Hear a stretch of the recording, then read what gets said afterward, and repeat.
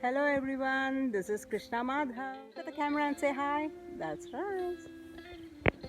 In part 1 of the video, I explain in detail why I started homeschooling Krishna, why I started providing him the academic education which other typical kids receive, why you should not link behavior in autistic people and their cognition or IQ level. A neurotypical person, a normal person, takes input from all 5 senses, and the mind will process it, store it in the memory, and use it to learn new concepts. The 4 sensory learning channels are vision, auditory, tactile, and kinesthetic.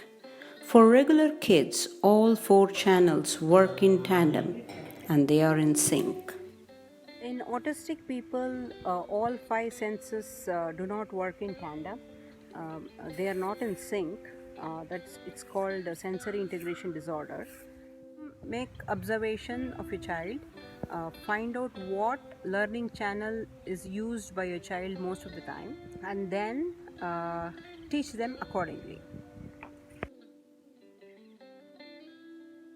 Till date, Krishna inconsistently uses his hands to point, pat to get attention, hold the pencil appropriately, etc. Krishna could concentrate on a very far object like moon, bird, aeroplane, but he could not focus near objects like words or pictures in a book. He predominantly uses auditory sensory organ. He can sit for a longer time while listening to music, a story, or his dad's prayer chanting. He does not mind different textures and is highly tactile sensory seeking.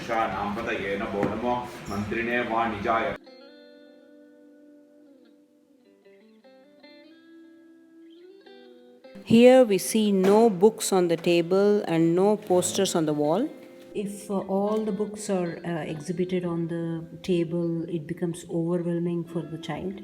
So I keep it in a basket and take out the book which I'm going to teach one at a time. Here you can see chemistry, physics, math, then English grammar. These I have a printout of vocab words. I tried economics and business, but he didn't get. Maybe it's too abstract for him. He'll be facing the wall when I'm teaching him. That way, we can avoid distractions of people walking around. Some days Krishna has difficulty focusing on listening and learning. Then I allow calming stim which helps in the learning process. Here we see Krishna enjoying his reward after homeschool hours, that is listening to music for 30 minutes. I never talk about his reward before work starts as it is highly distracting for him. However, with some kids, specifying the reward beforehand may work as an incentive.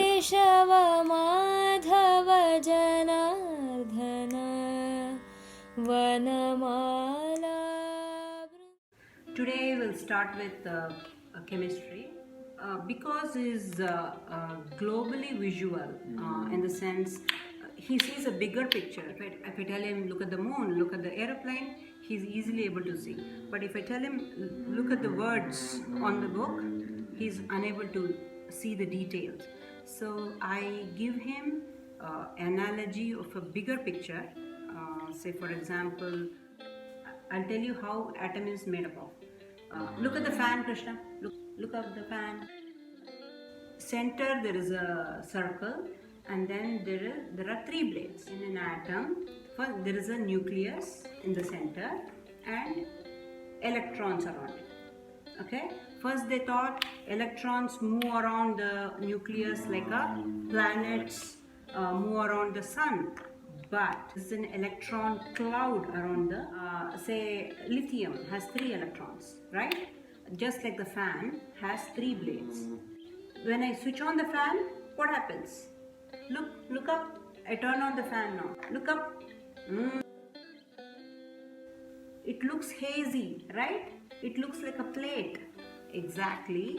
The electrons, the 3 electrons are moving so fast around the nucleus. Where it is, the position you can't find out. So they call it electron cloud. Understood? Okay. Do you think that since she's See, pushing here Krishna is listening to Khan Academy physics lesson. Here you see his dominantly auditory learner. He is listening but unable to see the screen. You know, I compare an atom, Krishna, with a football field. I used to take you to soccer, but you didn't show interest, so I stopped. You remember soccer? Okay. The atom is like a football field. You know what?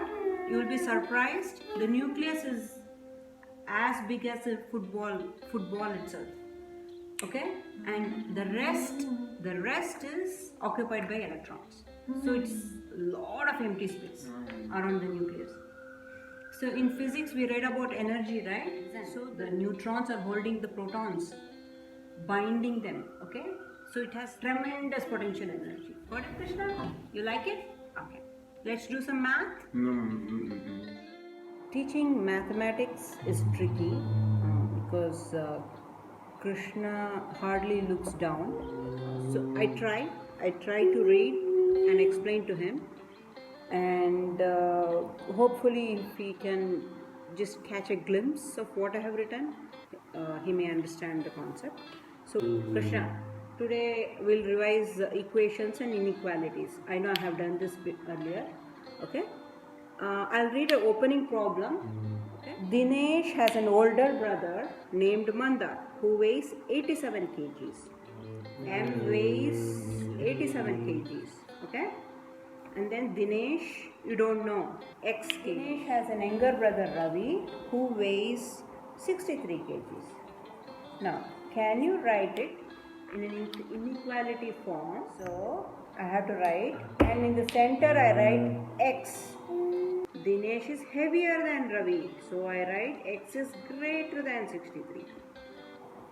If you look down for a second, this is the inequality. This is how we write.